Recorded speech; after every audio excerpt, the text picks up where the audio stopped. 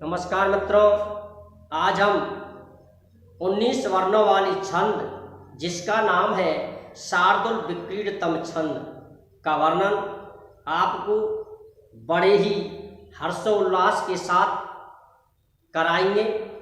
इस में आपका बहुत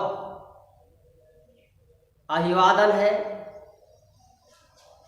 शार्दूल विक्रीडितम छंद, ये जो छंद है इसमें 19 वर्ण होते हैं। इसमें जो वर्ण होते हैं वो 19 वर्ण होते हैं। 19 वर्णों वाली इस छंद में 2 बार यानी 2 स्थानों पर यति का विधान दिया गया है। शार्दूल विक्रीडितम छंद में कितने वर्ण हैं? 19। कितने वर्ण हैं? 19। कितनी बार यति का विधान है?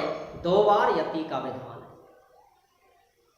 12 वर्णों के बाद और 7 वर्णों के बाद। 12th क्लास के सिलेबस में ये 19 वर्णों वाली छंद एक ही है जिसका नाम है शार्दूल विक्रीडितम छंद। 11 वर्णों वाली छंद 4 है, 12 वर्णों वाली छंद 3 है, 17 वर्णों वाली छंद 3 है, 14 वर्णों वाली छंद 1 है, 19 वर्णों वाली छंद भी 1 है और 21 वर्णों वाली छंद भी 1 है जिसका नाम है स्रग्धन।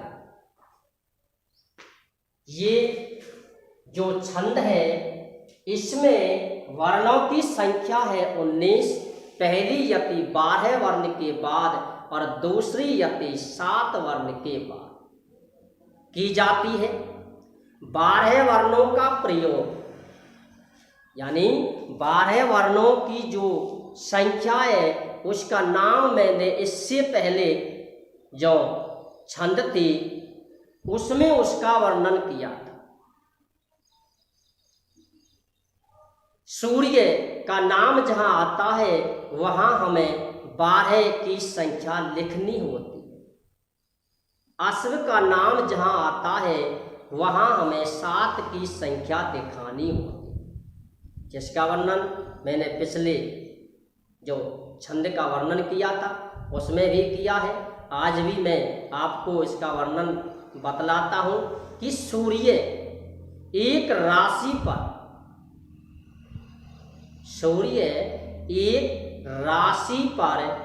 एक महीने तक विचरण करता है। सूर्य एक राशि पर 1 महीने रहता है।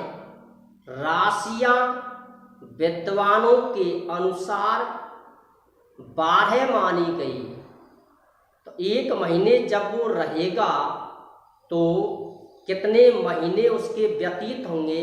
1 वर्ष व्यतीत होगी यानी 12 मास।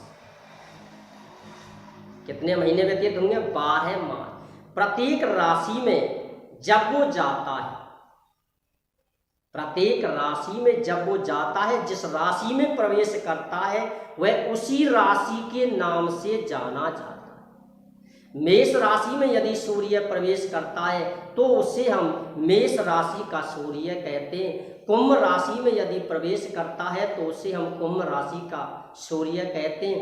वृश्चिक राशि में यदि प्रवेश करता है तो उसे हम वृश्चिक राशि का सूर्य कहते हैं। मकर राशि में यदि प्रवेश करता है तो हम उसे मकर का सूर्य कहते हैं। जो एक नाम आपने पढ़ा है, देखा भी है, हर साल देखते हैं, मकर संक्रांति। मकर राशि में सूर्य प्रवेश करता है तो सूर्य जिस राशि में प्रवेश करता है वह उसी के नाम से जाना जाता है। तो जब एक आदमी, एक जीव अनेक नामों से जाना जाता है तो उसके नाम अनेक होंगे।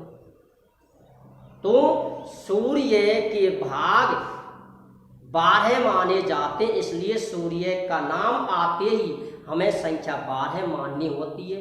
सूर्य जिस राशि पर भ्रमण करता है उस राशि पर एक रथ के माध्यम से भ्रमण करता है और जो रथ चलता है उसमें अश्व लगे रहते हैं घोड़े लगे रहते हैं जिन घोड़ों की संख्या है 7। इसलिए अश्व का नाम जहां आता है वहां हमें संख्या माननी होती है 7। इस छंद में सूर्याश्वई, सूर्य और अश्व का वर्णन लक्षण में दिया है, अर्थात पहली यति बाह्य वर्ण पर और दूसरी यति 7 वर्ण पर। इस प्रकार से इस छंद में वर्णों की संख्या होती है 19। आइए इसका लक्षण लिखते हैं। सूर्याश्वय, सूर्याश्व,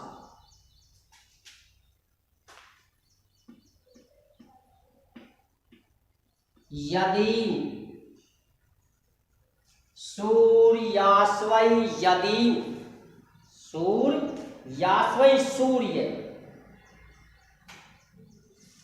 अश्व घोड़ा, सूर्याश्वय यदि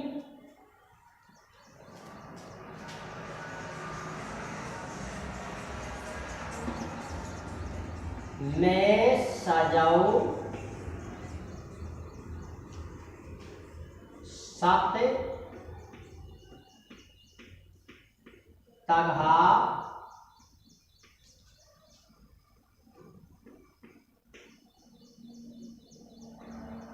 शार्दूल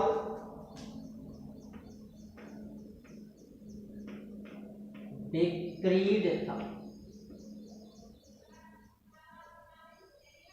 ये छंद का लक्षण दिया है। ये छंद का क्या दिया है? लक्षण। सूर्याश्वई यदिम, सूर्याश्वई यद में अर्थात मगन, सॉरी ये लिखा हुआ था यद में, सजाऊ सत तक, यद में सजाऊ सत तक। आइए देखिए यति विधान, सबसे पहले लेते हैं यति विधान। यति विधान, सूर्य, सूर्य का मतलब है 12 वर्ण।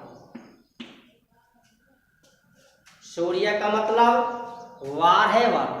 सूर्य में कितने वर्ण होते हैं? 12। अगला शब्द है प्लस अश्व। अश्व का मतलब है 7। 12 और 7 कितने वर्ण हुए? 19। इस छंद के प्रत्येक चरण में वर्णों की संख्या होती है 19। पहली जो यति होती है वो होती है 12 वर्ण पर, और दूसरी जो यति होती है वो होती है 7 वर्ण। सूर्य, सूर्य का मतलब 12 और अश्व का मतलब है 7।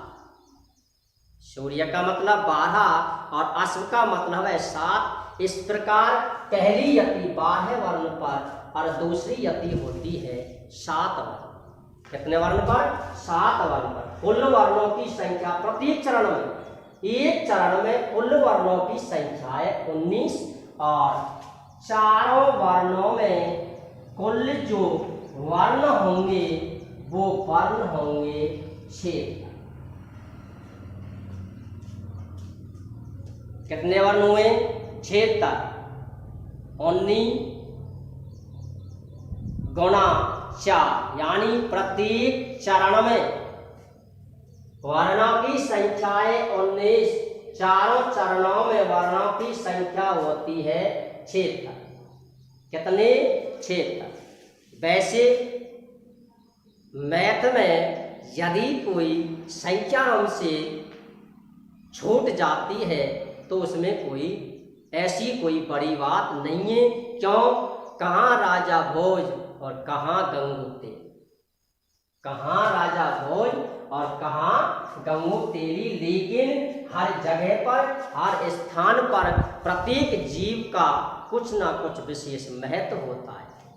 छोड़िए, आगे चलिए। अब देखो लक्षण, इसका लक्षण लिखा हुआ है सूर्यास्वै यदीम, सूर्यास्वै यदीम सजौ सततग, सूर्यास्वै यदीम, यति सूर्य और अश्व पर यति होती है, स्पष्ट लिखा हुआ है। 12 और 7 पर यति होती है। सूर्यास्वै, सूर्य माने 12 और अश्व माने 7। सूर्यास्वै यदि, यदि मान होती है यति। सूर्य और अश्व पर यति होती है। कुल वर्णों की संख्या है 19 और चारों चरणों में कुल वर्णों की संख्या है 76। आगे चलो, जहां वर्ण 19 है, प्रत्येक चरण में वर्णों की संख्या है 19, तो गण कितने होंगे? 6। कितने गण होंगे? 6। 6 या 18, क्योंकि प्रत्येक गण में जो वर्णों की जो संख्या होती है मित्रों, वो 3 वर्ण होते हैं, इसलिए 6 या 18। कितने बच्चे? एक वो वर्ण या तो गुरु होगा या लघु होगा। यदि लघु है, छंद के माध्यम से यदि हमें गुरु मानना पड़ेगा तो हम उसे गुरु मानें, तो हम उसे गुरु मानें। अब देखिए, ये छंद का नाम सादुर विक्रीतम छंद का नाम है। सूर्य यहाँ आ गया, अश्व यहाँ आ गया, यति यहाँ। अब जितने भी वर्ण बचते हैं उन वर्णों को अलग से लिखो। गण रचना, गण रचना अर्थात गण पर से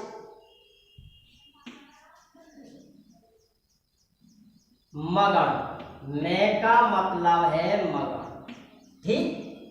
से का मतलब है सगन। सजौ यानी जग। कितने गण हो गए? 3। मैं मगन, से सगन, जय जगन। अगला वर्ण सगन, अगला वर्ण तगन, अगला वर्ण तगन, अगला वर्ण है गुरु बराबर 19। ये इसकी गण रचना, पहचान, परिभाषा। कोई भी चीज की यदि तुम्हें आवश्यकता बढ़ती है तो उसी प्रकार से आप बना सकते हो। मैंने प्रत्येक छंद में प्रत्येक छंद की परिभाषा लिखी है, प्रत्येक छंद की पहचान लिखी है। उसी तरीके से आप इसकी परिभाषा बना सकते हो। जिस छंद के प्रत्येक चरण में मगन, सगन, जगन, सगन, तगन, तगन और एक गुरु, इस प्रकार की गण रचना पाई जाती है, तो वहां शार्दूल विक्रीडतम नामक छंद होती। उदाहरण संगति भी इसी के अनुरूप आप लिख सकते हो। अस्मिन उदाहरणे, अस्मिन उदाहरणे मगणे, सगणे, जगणे, सगणे, तगणे, तगणे गुरु वर्ण इत्यम गण व्यवस्था अस्ति। इस प्रकार की गण व्यवस्था है, इसलिए अस्मिन उदाहरणे, अस्मिन उदाहरणे शार्दूल विक्रीडतम छंद है वर्तते, शार्दूल विक्रीडतम नामक छंद का प्रयोग हुआ। इस प्रकार से आप इसकी उदाहरण संगति लिख सकते हो यदि पूछता है तो। कंपटीशन में उदाहरण संगति नहीं पूछता है, उसमें छोटे छोटे प्रश्न आते हैं, उसमें तो आपको बहुत ही सटीक जवाब देना है। छोटे प्रश्नों के माध्यम से उस छंद का निचोड़ पूछता है, कहीं से भी कैसा भी प्रश्न उठाकर पूछ सकता है। ये जो टॉपिक है बहुत सरल है, इसमें आपको किसी भी तरीके से घबराने की आवश्यकता नहीं। मगण सगण जगण सगण तगण तगन और एक गुरुवन, इस प्रकार की गण व्यवस्था जिसमें पाई जाती है तो वहां सातुर विक्रीतम नामक छंद होती। फिर से एक बार सुने। यति विधान, पहली यति 12 वर्ण पर और दूसरी यति 7 वर्ण। प्रत्येक चरण में वर्णों की संख्या होती है 19 और चारों चरणों में वर्णों की संख्या होती है 76। आइए उदाहरण।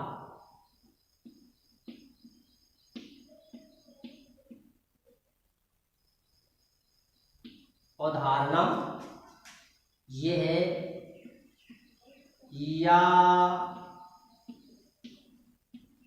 कुंदे या कुंदेन्दु या कुंदेन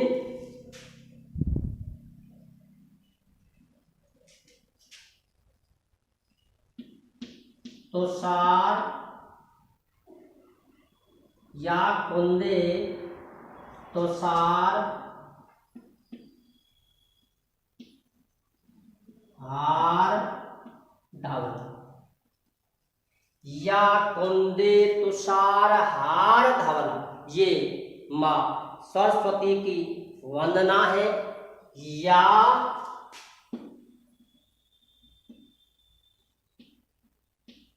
शोभ्रे वस्त्रा व्रत, ये पहला चरण है। ये पहला चरण है। इसका जो दूसरा चरण है वो चरण है, मैं यहां लिखता हूं या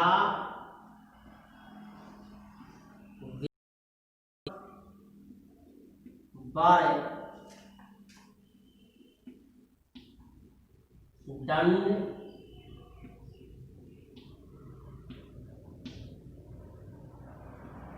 मंडित कर, ये इसका दूसरा चरण है। या बीना वर दंड मंडित कर, या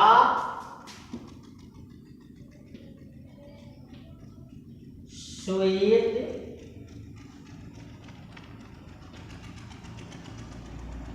पद्मासन, ये इसका दूसरा चरण है। तीसरा चरण या ब्रह्माच्युत या ब्रह्माच्युत शंकर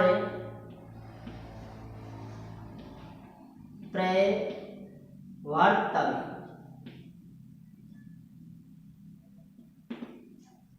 तीसरा चरण या ब्रह्माच्युत शंकर प्रवर्तई देवै सदा वंदिता, देवै सभी देव सदा वंदिता, जिसकी सभी देवता हमेशा वंदना करते हैं। या ब्रह्माच्युत शंकर प्रवर्तवी देवै सदा वंदिता, जिसकी ब्रह्मा शंकर आदि सभी देवगण हमेशा पूजा अर्चना करते हैं, जिसका सबसे पहले नाम स्मरण करते हैं। ये इसका तीसरा चरण है। और इसका जो चौथा चरण है वो ये चरण है सा मां पातु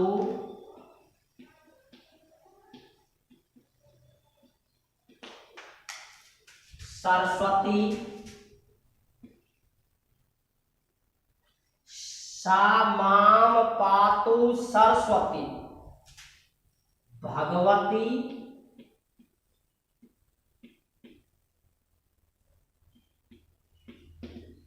निःशेष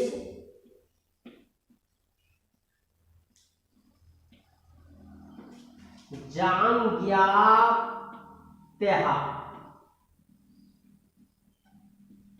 ये इसका अंतिम चरण। प्रत्येक चरण में जो वर्णों की जो संख्या दी हुई है वो संख्या है 17। किसी भी चरण को आप उठाकर देख सकते हो। 1 2 3 4 5 6 7 8 9 10, 11 है 12 13 14 15 16 17 18 और 19। इस पे हलंत लगा हुआ है। 1 2 3 4 5 6 7। दूसरी यति 7 वर्ण पर। इसमें पहली यति 1 2 3 4 5 6 7 8 9 10 11। इसमें ये शब्द और छपा हुआ है। इस प्रकार से ये 12 वर्ण है। 12 और 7 19। दोबारा से फिर से गए 1 2 3 4 5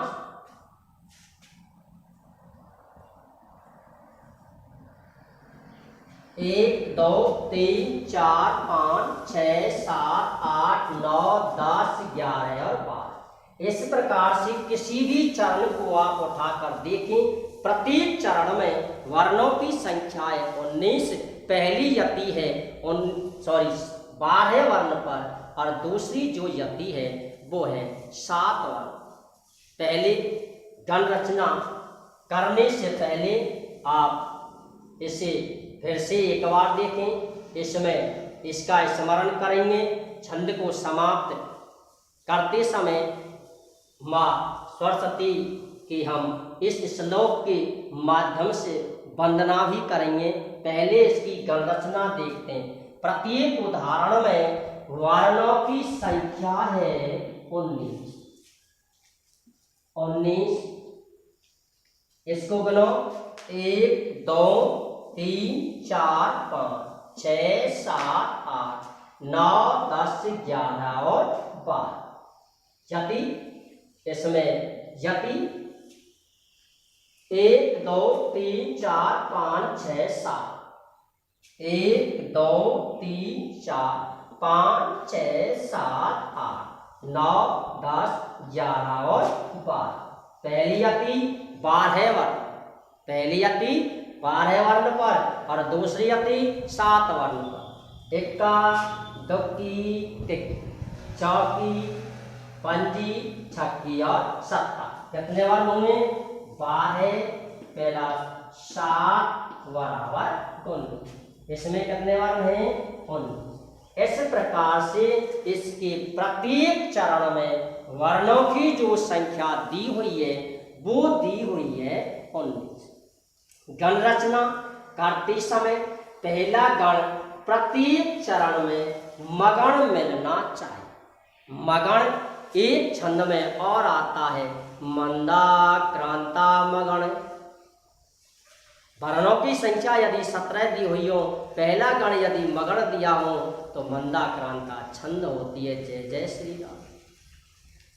नंबर गण रचना गुरु गुरु और कौन सा गण? मग। अब कौन सा आना चाहिए? शगन। से ले ग।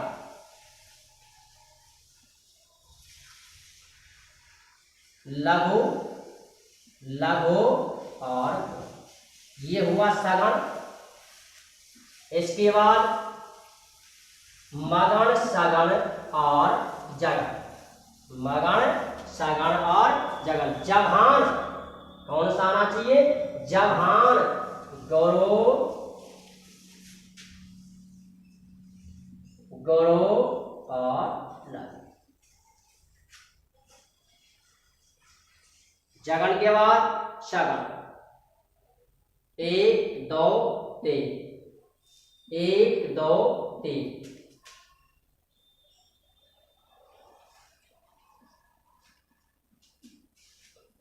गुरु गुरु गुरु, मगण सगण लघु लघु और लघु। इसके बाद